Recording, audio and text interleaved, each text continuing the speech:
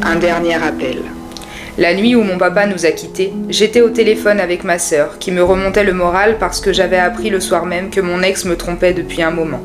Après des heures au téléphone, celui-ci a raccroché la conversation seul. Le lendemain, quand on a su pour mon papa, ils nous ont annoncé l'heure de son décès, qui correspondait à l'heure où notre conversation a coupé. Aujourd'hui encore, on ne se l'explique pas, c'est sans doute une coïncidence, mais j'aime le voir comme un dernier petit signe de sa part. Une dernière chanson. Ma grand-mère est morte quand j'avais 16 ans. Ce soir-là, au retour de l'hôpital, ma mère éclate en larmes et va se recueillir dans la chambre de ma grand-mère. Je l'accompagne. Alors que j'essaie de la réconforter, le radio réveil que ma grand-mère écoutait H24 s'allume de lui-même. La chanson préférée de ma grand-mère joue. Ma mère et moi sommes figés. Puis, la chanson se termine et la radio s'éteint d'elle-même. Il n'avait jamais fait ça avant et ne l'a jamais refait. Encore aujourd'hui, je considère que c'était une façon pour ma grand-mère de nous dire qu'elle était bien. D'ici et d'ailleurs. J'avais 12 ans environ. J'ai vécu une expérience qui m'a totalement traumatisée. J'ai aujourd'hui 30 ans, je me souviens de chaque détail. Je dormais. J'ai été réveillée par un courant d'air et une voix qui me parlait et me disait très distinctement « Vois que du blanc ». Je me suis réveillée, regardée en direction de ma fenêtre ne comprenant pas.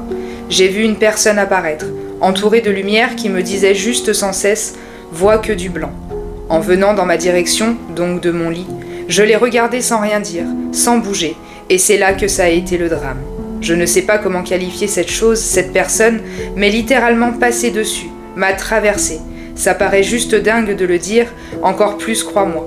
J'ai ressenti un effet de soulagement intense. J'avais très froid, mais c'est comme si je flottais. Et en effet, je voyais mon corps sur le lit. Je flottais au-dessus. Ça, c'est ce que je me souviens. Ce que je ne me souviens pas, mais qui m'a été dit. J'aurais hurlé apparemment, et ma mère en panique serait venue dans ma chambre. Elle m'a retrouvée en train de convulser, et j'avais les yeux retournés.